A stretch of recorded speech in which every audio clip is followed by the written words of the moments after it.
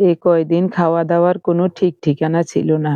আজ এ ঘরে, কাল ও ঘরে, পরশু ও ঘরে এরকম করেই কেটে গেল ৫টা দিন। আজ ঘরে রান্নাবান্না করছি, খাওয়া দাওয়া করব। নমস্কার, আমি স্বপ্না।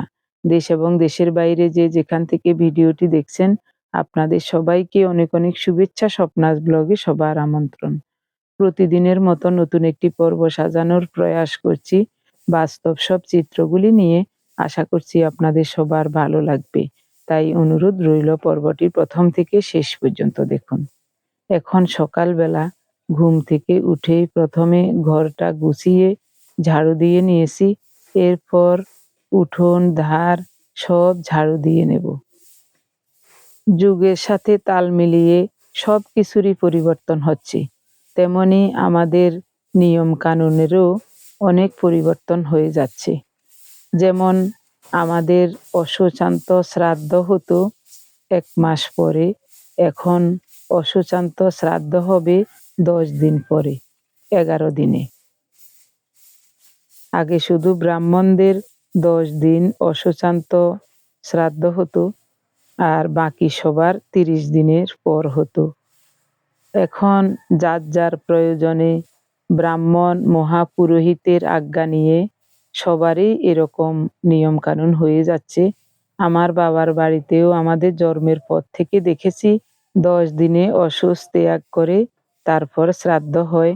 তো এখন দেখছি সব বাড়িতে, সব জায়গায়, যত জায়গায় শুনছি সব জায়গায় ১০ দিন, ১৩ দিন, ১৫ দিন এরকমই হয়ে যাচ্ছে। তো আমরাও পিছিয়ে থাকলাম না। মহাপুরোহিতদের আজ্ঞা নিয়ে, ৪ জন মহাপুরোহিতের আজ্ঞা নিয়ে আমাদেরও ওই নিয়মটা হয়ে গেছে। এ কারণে সব কাজ দ্রুতই করতে হবে। আগে তো ১ মাস সময় ছিল, আস্তে আস্তে সবকিছু করা হতো। এখন ১০ দিনের মধ্যেই সবকিছু সেরে নিতে হবে। যেমন বাড়ি ঘর পরিষ্কার, ধোয়া মোছা, ঝাড়া সবকিছুই এই কয়েকদিনের মধ্যে করতে হবে। গতকাল রাতেও ভেবেছিলাম আজ শুক্রবার ঢাকায় চলে যাব, পরে শ্রাদ্ধের সময় আসব। কিন্তু রাতে সব গোছানোর পরে যখন ওদের ঘরে গিয়েছিলাম, জয়শ্রীদের ঘরে, তখন সবাই বলাবলি করছে ১১ দিনে শ্রাদ্ধ হবে। তখনই মন পরিবর্তন করে নিলাম, আর ঢাকায় যাব না, এখন একেবারে শ্রাদ্ধ শেষ করেই যাব। ঢাকা থেকে আসছি অনেক দিন হয়ে গেছে, ১.৫ মাসের মতো হয়ে গেছে। যেতে যেতে প্রায় ২ মাসের মতো হয়ে যাবে। যাই হোক, সব সৃষ্টিকর্তার দয়া। এখন দুপুরের জন্য রান্নার আয়োজন করছি। গতকাল একাদশী ছিল, সকাল ১০টার মধ্যেই পালন করতে হবে। এখন সকাল ৮টা বাজে। আমাদের বাড়ির সবার স্নান, তারপর রান্নাবান্না প্রায় হয়ে গেছে। আমিও দুপুরের রান্নার জন্য সব আয়োজন করে নিচ্ছি। শিম, আলু, ফুলকপি দিয়ে একটা ঝোল করব মাখো মাখো, বাঁধাকপির ঘন্ট করব আলু দিয়ে, আর শিম, কাঁচামরিচ, সামান্য বাদাম দিয়ে ভর্তা করব। এই ৩ পদ হলেই চলবে। আমার প্রিয় ভাই বোন বন্ধু স্বজন, আপনি যদি আমাদের চ্যানেলে নতুন হয়ে থাকেন, সম্পূর্ণ পর্বটি দেখার পর যদি একটু ভালো লাগে, আমার অনুরোধ রইল চ্যানেলটি সাবস্ক্রাইব করে আপনার মূল্যবান মন্তব্যটি লিখে জানাবেন। ফেসবুক থেকে ভিডিওটি দেখে থাকলে পেজটি ফলো, লাইক, শেয়ার করে আপনার মূল্যবান মন্তব্যটি লিখে জানাবেন। যে কোনো গঠনমূলক মন্তব্য করতে পারেন, কোনো সমস্যা নেই। আমি আপনাদের সকল মন্তব্যের উত্তর দেব। সবজি কাটতে কাটতে সমীরের বউয়ের সাথে গল্প করছি, কথা বলছি যে আমরা কোন দিন কোন কাজ করব। কারণ এই কয়দিনের ভিতরে ঘর বাড়ি সব পরিষ্কার করতে হবে। আগামী বুধবার অশ্বস ত্যাগ হবে, বৃহস্পতিবার শ্রাদ্ধ অনুষ্ঠান হবে। ওদিকে দেখছি ওরা ৪ ভাই পুকুর থেকে স্নান করে আসার সময় ১ ঘটি জল নিয়ে আসলো। এখন একে একে সবাই তেনির জল দিচ্ছে। আর মামার গো দেশে কেন ধান দেন এসে দি জ্বালা উঠগেল, আর মামার গো দেশে দে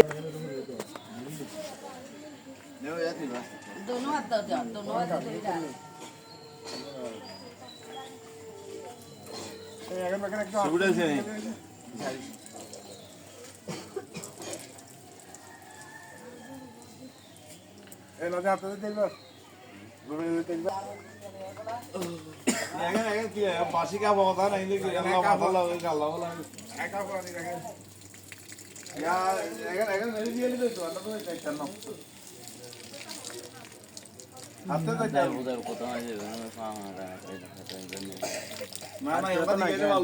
আমরা আবার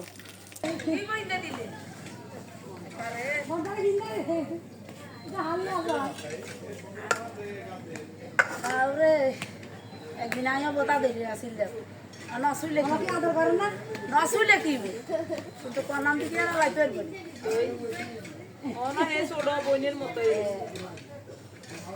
আর কাছে জিগে থাকবো না যে আবদার করতে আর কইতে দাদা সেদিন মেজ দেয় এই ইমরাজ এদিকে সব দুয়ারের সামনে দিয়ে খাওয়া থাকবে জাগাইবে না জাগাইতো না বলাইবো না 5 মিনিট দেখবো জানে দেন কুনগা উঠবো কুনগা না যার প্রতি যাবার কিনে আছে বুঝেনে বললি কি হাসতে বাজি গেছে তো উড়া না এবার উড়ি যায় উড়ি এবারে বাস সবজি কাটতে কাটতে বৌমাদের সাথে কথা বলছি। দাদু সেদিন তো মনে হয় তরকারি রয়েছে করে গেছে 11 দিনে 11 দিন 10 দিন তো অনেক নিমন্ত্রণ হয়ে গেছে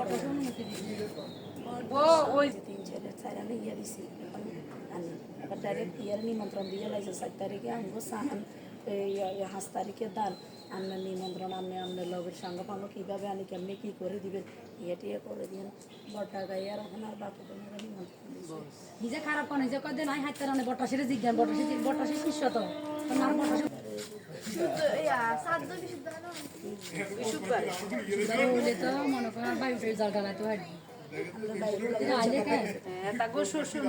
রবিবারে বন্ধ তারপরেও ছুটি শুক্রবার বন্ধ আর বো না বুধবারে বন্ধ আছে তো বুধবারে সরকারি ছুটি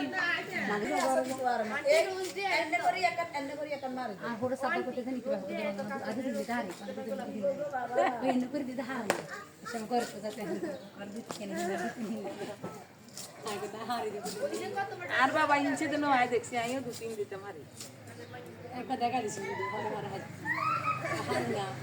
গোস দিয়ে দিছি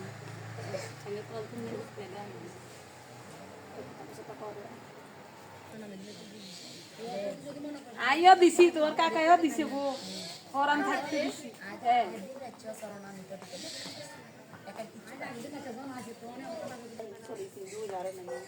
ম্যাডামের পুরো নাস্তা আনি দিবেন ম্যাডাম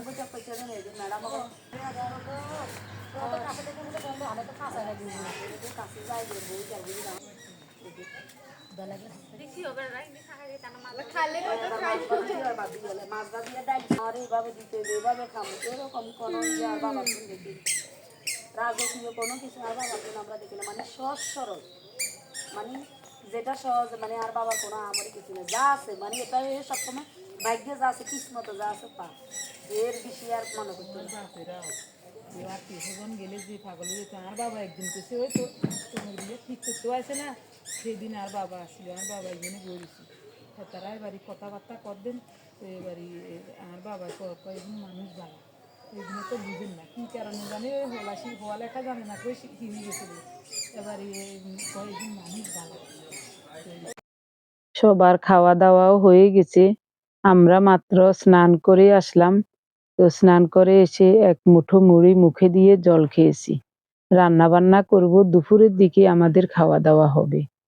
ভ্যানগাড়ি থেকে ধনিয়া পাতা নিয়েছেন, পাতাগুলি বেছে কুটে দিচ্ছেন। তো আমি এদিকে স্নান করে সব ধুয়ে রান্না করতে রান্নাঘরে নিয়ে আসলাম। রান্না বসিয়ে দিচ্ছি।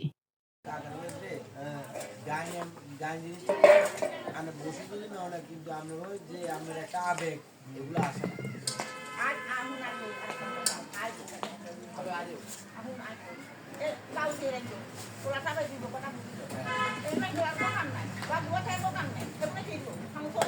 আমরা তো কাজ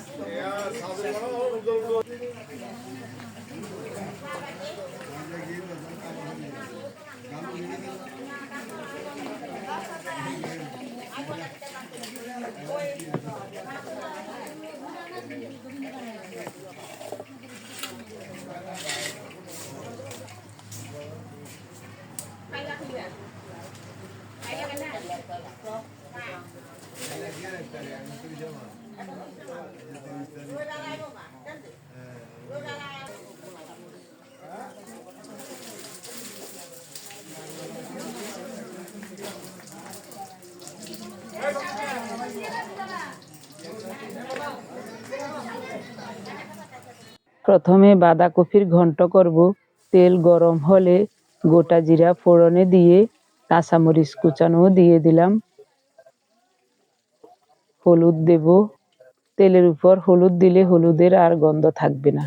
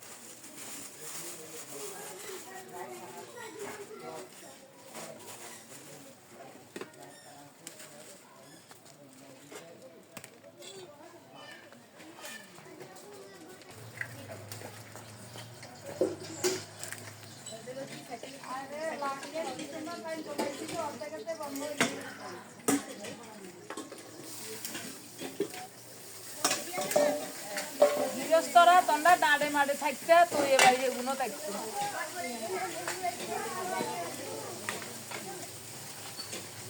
ফুলকপির ঝোল হয়ে গেছে, নামানোর আগে একটু ভাজা জিরার গুঁড়ো দিচ্ছি।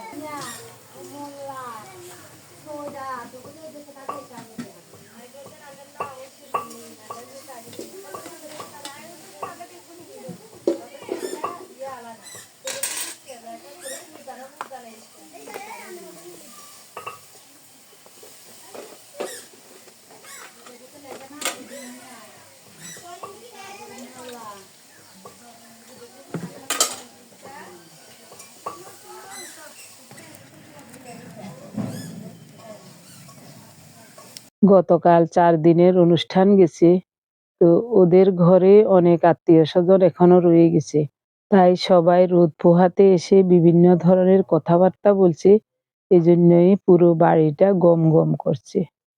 তরকারি রান্না হয়ে গেছে, ভাত বসিয়ে দিয়ে ভর্তাটা পিষে আনবো। এরই মধ্যে অনেক সময় পার হয়ে গেছে, এখন আমরা দুপুরের খাবার খাবো। এখন দিনের 2:30 বাজে।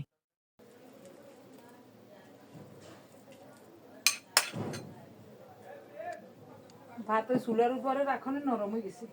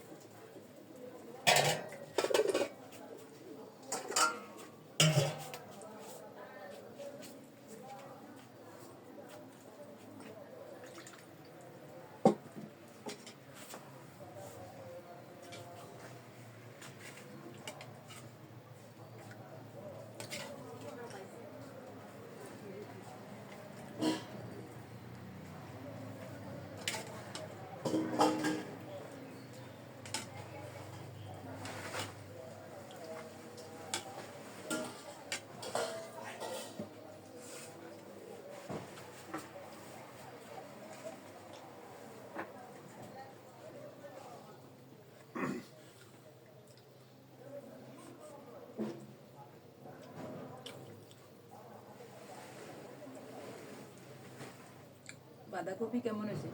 ভালো হয়েছে। পাইনিছে না?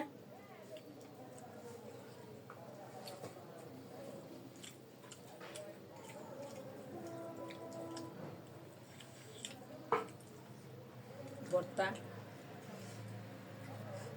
ভর্তা তো ভালো লাগে। কি চমৎকার।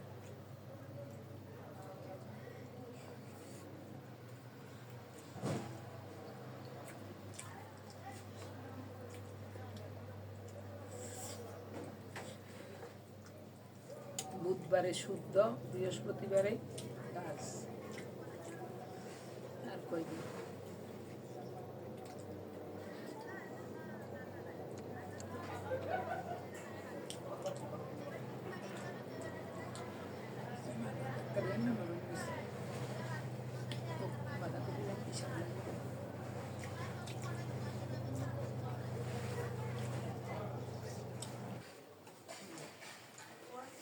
কি যে ভালো লাগছে খেতে।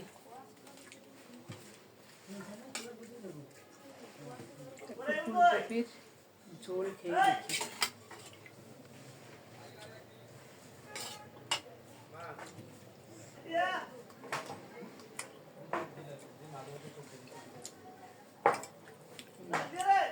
ওইটাও ভালো হয়েছে। কেমন হয়েছে এটা? খুব ভালো হয়েছে তো।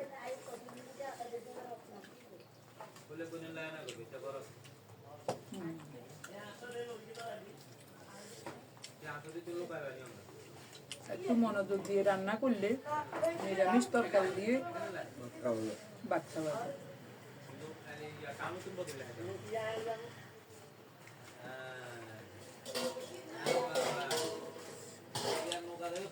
এখন একেবারে বিকাল বেলা, একটু পরেই সন্ধ্যা হবে।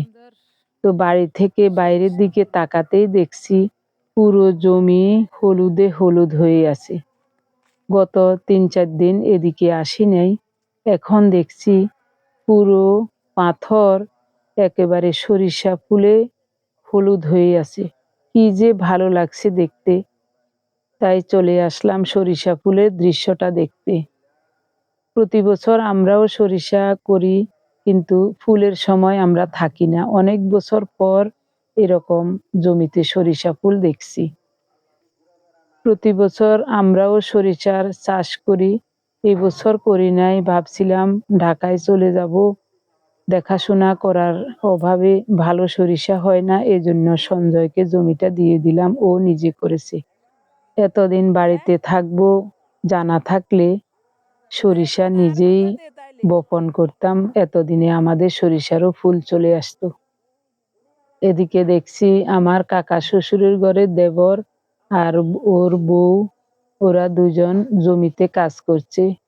নিজেদের জমি বাড়ির কাছেই, তাই এইসব রবি শস্যগুলি নিজেরাই করে, শুধু জমিতে ট্রাক্টর দিয়ে চাষ দিয়ে এরপরে আর বাকি কাজগুলা নিজেরাই করে। আমার যা বলছে, দিদি মূলার শাক খাবেন, যদি খান তাহলে নিয়ে যান। তো আমি বলছি কচি থাকলে অল্প একটু দাও। তো ও অল্প করে একটু মূলার শাক উঠিয়ে নিচ্ছে, আগামীকাল রান্না করব, নিয়ে যাব বাড়িতে। তা আমি বলছি শাকগুলো উঠিয়ে ওদিকে রাখো, বাড়ি যাওয়ার সময় নিয়ে যাব। আমি ওদিকে যাই, একটু সরিষা ফুলের ভিডিও করে আনি। এই পাথরে আমাদের বাড়ির সবার অধিকাংশ জমি, এই জন্য এখানে অন্য কেউ আসে না। এটা একেবারে নিজেদের ঘর বাড়ির মতো মনে হয়। বাড়ির বৌঝিদের সবারই এখানে আনাগোনা থাকে সারাদিন। কেউ ভিজা কাপড় মেলে দেয়, ওগুলি শুকালে নিয়ে যায়। আবার কেউ জমির পরিচর্যা করতে আসে, কেউ দেখাশোনা করতে আসে। তো এই ব্যাপারগুলি আসলে অনেক ভালো লাগে। ঢাকায় গেলে এগুলি অনেক মিস করি। আমাদের পাশের বাড়িরও কয়েকজন আসছে সরিষা ফুল দেখতে, তো মহিলারা চলে যাচ্ছে আর ছোট বাচ্চারা এখনো রয়ে গেছে। তো আমাকে বলছে আপনার ভিডিও আমরা সব সময় দেখি, এদিকে দেন, মোবাইলটা আমার হাতে দেন, আমি ভিডিও করি, আপনি সরিষা গাছ দেখেন, ফুল দেখেন। জমির আইলে আইলে হাঁটছি আর প্রাকৃতিক দৃশ্যগুলি দেখছি, এত যে ভালো লাগছে, চোখ জুড়ানো, মন মাতানো সুন্দর। আমাদের বাড়িরও কয়েকজন আসছে সরিষা ফুল দেখতে। ফুলের একটা ঝাঁঝালো ঘ্রাণও আছে। তো আমি এখান থেকে কয়েকটা পাতা নেব, চিবিয়ে চিবিয়ে খাবো শুধু শুধু। সরিষা গাছের কচি পাতা, কয়েকটা ফুল পরিষ্কার করে ধুয়ে কুচিয়ে একটু শুকনো মরিচ ভেজে আর তার সাথে লবণ আর সামান্য সরিষার তেল দিয়ে মাখিয়ে নিলে গরম ভাতের সাথে খেতে খুবই চমৎকার লাগে। আমার মন চাইছে কয়েকটা পাতা এখান থেকে নিয়ে এখনই খেতে। পাতাগুলো পরিষ্কার, তারপরে একটু কাপড়ে মুছে খেয়ে নিচ্ছি। ঝাঁঝও লাগছে, খুব ভালো লাগছে খেতে। এদিকে উত্তরা জমিতে আছে, ওর সাথে কথা বলছি। ও বলছে বৌদি ছোট ছোট বাচ্চারা এসে এই সরিষা গাছের ফুলগুলো ছিঁড়ে নিয়ে যাচ্ছে, তার জন্য পাহারা দিতে এখানে আসছি আমি। বলছি ঠিক আছে, ছোট বাচ্চারা তো বুঝে না, ওরা আসলেই কয়েকটা ফুল ছিঁড়ে আইলের উপর ফেলে দিয়েছে, হাতে করেও নিয়ে গেছে। তো এখন অবশ্য সরিষার নিচে ছড়া হয়ে গেছে, ফুলগুলো উপরে উঠে গেছে। যেগুলো উপরে উঠেছে এগুলোতে আর মনে হয় ছড়া হবে না। এখন শুধু গাছ বড় হবে আর ছড়াগুলো মোটা হবে। আমার প্রিয় ভাই বোন বন্ধু স্বজন, আপনারা যারা প্রতিনিয়ত ভালোবেসে আমাদের ভিডিওগুলি দেখে যাচ্ছেন এবং ভিডিও দেখে সুন্দর ও গঠনমূলক কমেন্টস করে আমাকে কাজ করার শক্তি এবং সাহস জুগিয়ে যাচ্ছেন, আমি আপনাদের সবাইকে জানাই অজস্র অজস্র ধন্যবাদ, অভিনন্দন এবং কৃতজ্ঞতা। সেই সাথে আজকের পর্বটিও কেমন লেগেছে কমেন্টস করে জানাতে ভুলবেন না। যাওয়ার সময় জায়ের দেওয়া মূলো শাকগুলো নিয়ে যাচ্ছি, আগামীকাল মূলো শাক ভাজা করব। সবাই ভালো থাকুন, সুস্থ থাকুন, দেখা হবে আগামী পর্বে। ধন্যবাদ সবাইকে।